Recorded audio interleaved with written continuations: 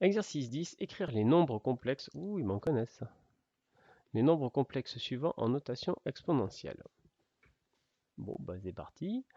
Alors, on a 4 choses à faire. C'est parti pour grand A. Alors, on a envie là, parce qu'on n'est pas loin de la forme trigonométrique. Hein. Donc, si seulement on pouvait écrire cosinus alpha plus i sinus alpha, ce serait EI alpha, terminé. Hein. S'il n'y avait pas ce moins là, ça c'est EI alpha. Oui, mais il y a un moins. Donc le moins, il faut le faire rentrer. Comment faire rentrer un moins dans un cosinus? Alors, on a deux possibilités. Quels sont les cosinuls, les cosinuls? Qu'est-ce qu'il faut rajouter à ça pour obtenir moins cosinus alpha? Hein, vous vous souvenez qu'il suffit de faire plus pi ou moins pi, les deux marchent. Hein, pi moins alpha, pi plus alpha, ça fait moins cosinus alpha. On va faire plus, on n'a pas de raison de s'ennuyer avec les moins. Alors, si, pardon, il y a une raison. Alors, si je fais pi plus alpha, pi moins alpha, je fais rentrer le moins. Oui, mais souvenez-vous, il faut que j'ai la même chose ici. Alors, est-ce que je dois faire sinus de pi plus alpha ou sinus de pi moins alpha? Parce que ici, là, j'ai un plus. Donc, je ne peux pas faire rentrer un moins, vous voyez ce que je veux dire? Alors, ben là, il faut se souvenir des formules. Sinus de pi plus alpha, c'est moins sinus alpha. Parce que, souvenez-vous, hein, pi plus alpha, c'est cette symétrie, c'est la symétrie centrale. Alors que pi moins alpha, c'est celle-ci, c'est celle-là qui conserve le sinus. Donc, j'ai intérêt à faire pi moins alpha dans les deux. Effectivement, moins cosinus alpha, c'est cosinus de pi moins alpha. Et je peux remplacer sinus alpha par sinus de pi moins alpha, puisque c'est la même chose d'après cette formule. Et là, ça y est, j'ai bien cosinus de truc plus i sinus de truc. Donc ça, c'est e, i, truc. Mais truc, c'est pi moins alpha. Alors, si vous voulez, vous pouvez l'écrire comme ça.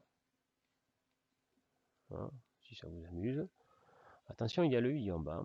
Mais je pense que c'est très simple comme ça. B. Sinus alpha plus i cosinus alpha. Ah, alors attention, le i n'est pas au bon endroit là. Mince alors. Alors ça, c'est une belle arnaque. Hein. Alors, ce serait formidable si j'avais cosinus alpha plus i sinus alpha. Mais je ne l'ai pas. Il faudrait que ça, ce soit un cosinus et que ça, ce soit un sinus. Est-ce que je ne connaîtrais pas une fonction qui transforme les sinus en cosinus? Bien sûr que si. Le fameux pi sur 2 moins alpha. Cosinus de pi sur 2 moins alpha, ça vaut sinus alpha. Et sinus de pi sur 2 moins alpha, ça vaut cosinus alpha. Donc, il suffit de dire que sinus alpha, ben c'est cosinus de pi sur 2 moins alpha. Plus i cosinus alpha, c'est le sinus de pi sur 2 moins alpha. Et donc ça, c'est e, i, exposant pi sur 2 moins alpha.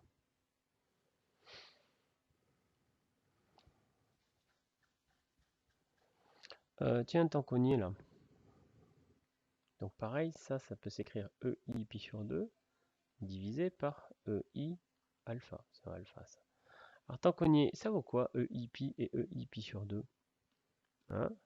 Bonne question ça. Alors réfléchissez. Ça c'est des choses qu'il faut vraiment savoir. C'est les points du cercle trigonométrique en nombre complexe. Alors c'est quoi les abscisses, les affixes de ces nombres? Attention, je ne parle pas des angles. Hein? Ici c'est 1, ici c'est moins 1. Et ici c'est i. Et ici c'est moins i. Attention, je ne parle pas de pi sur 2. Hein. Pi sur 2 c'est son argument. Donc i, c'est le nombre complexe de module 1 et d'argument pi sur 2. Donc ça là, EI pi sur 2, ça vaut i sur EI alpha. Ou si vous préférez, i exponentielle E moins i alpha. Et EI pi alors, bah pi il faut aller jusque là. Donc moins 1, c'est EI pi. Alors tiens, pour la petite histoire, ça c'est la formule préférée de Euler. Vous connaissez Euler, on en a peut-être déjà parlé. On va en reparler hein, de toute façon aujourd'hui. Euler, mathématicien, 18e siècle, génial, tout ce que vous voulez. Il disait que c'était ça, la formule Alors, sa formule préférée ou la plus belle formule de mathématiques, je sais plus. Alors, il manque une, hein, c'est celle-là. E, I, pi plus 1 égale 0. C'est la même chose. Hein. Si ça c'est égal à moins 1, je rajoute plus 1 des deux côtés, ça fait 0. Voilà, ça c'est la formule. C'est pas la formule de l'air, mais c'était sa formule préférée ou la formule fondamentale des mathématiques.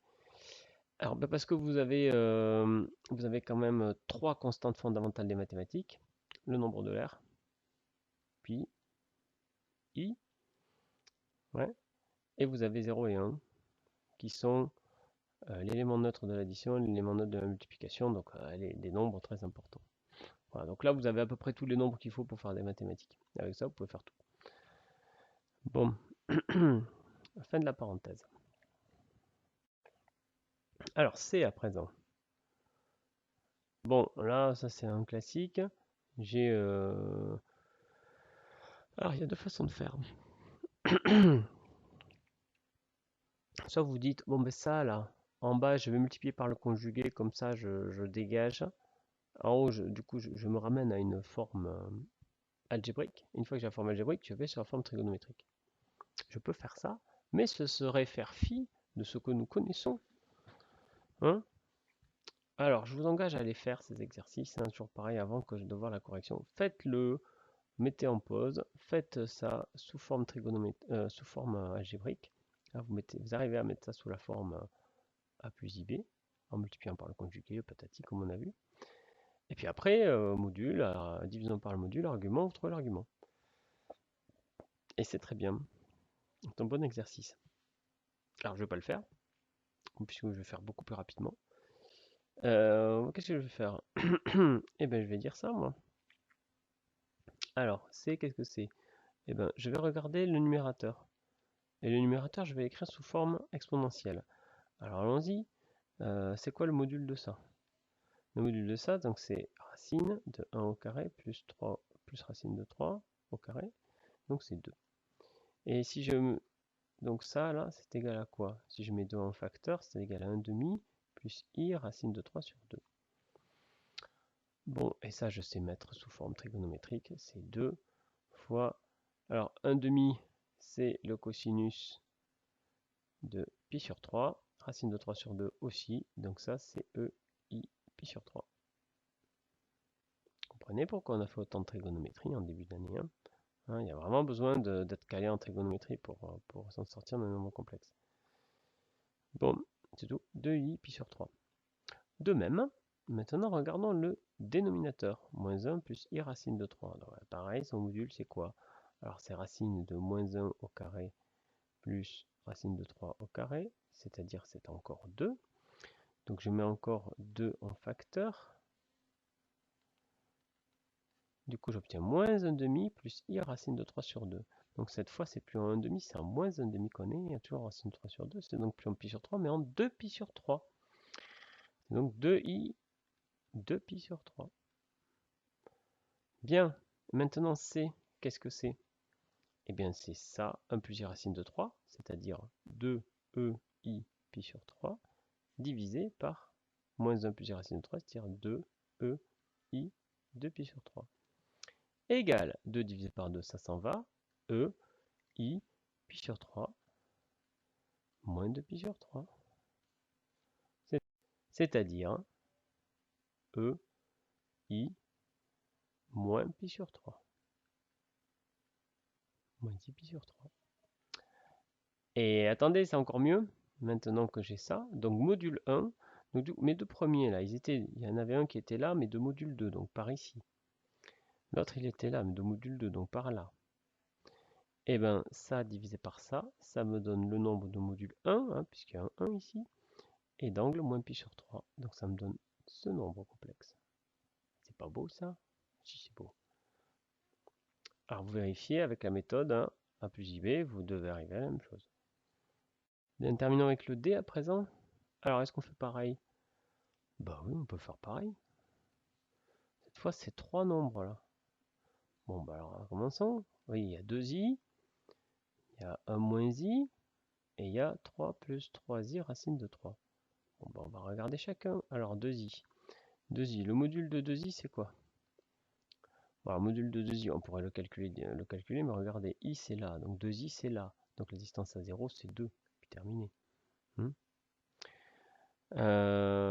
Du coup, quand je mets... Et en plus, c'est évident que je n'ai pas besoin d'aller plus loin. I, j'ai déjà dit que c'était EI pi sur 2. Donc 2i, c'est 2EI pi sur 2. C'est immédiat. Hein. Les imaginaires purs, ils ont comme argument pi sur 2 ou moins pi sur 2.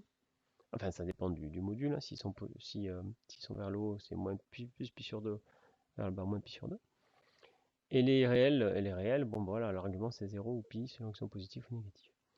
1 moins i, bon c'est 1 plus 1, donc 2, racine de 2. Quand je mets racine de 2 en facteur, ça me fait racine de 2.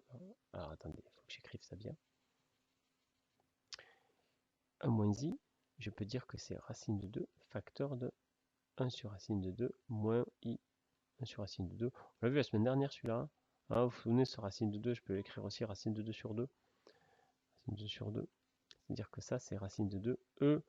Alors, ça va être du pi sur 4. Donc là, on a du racine de 2 pour le cosinus. Donc par là, racine de 2 sur 2.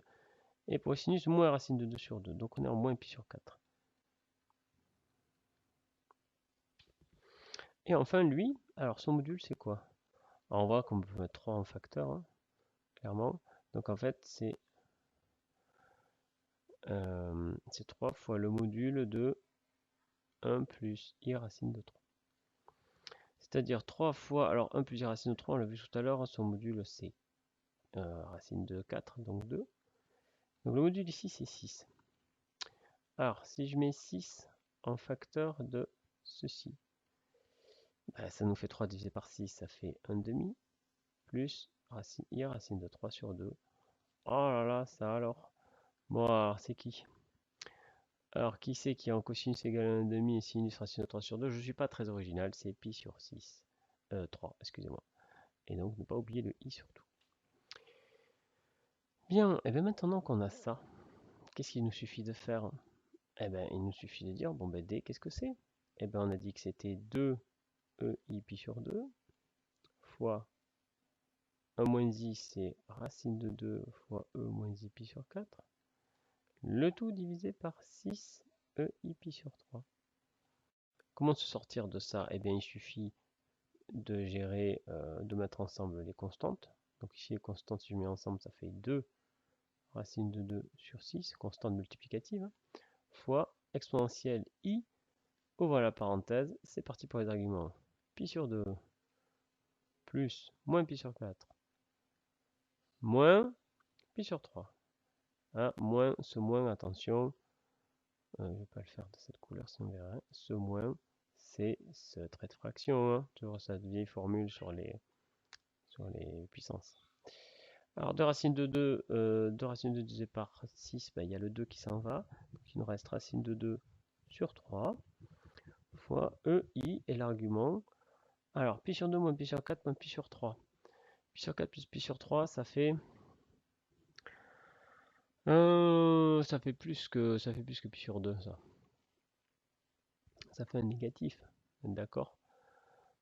Ça doit faire pi sur 6, ça fait moins pi sur 6, ça. Ah, regardez, c'est plus simple en faisant comme ça. Ah non, je dis des bêtises. Bon, pi sur 2 moins pi sur 4, ça fait pi sur 4. Et pi sur 4 moins pi sur 3. Alors, ça va me faire du pi sur 12, je me suis trompé. Donc, ça nous fait du 3pi moins 2pi sur 12. Ça fait du pi sur 12.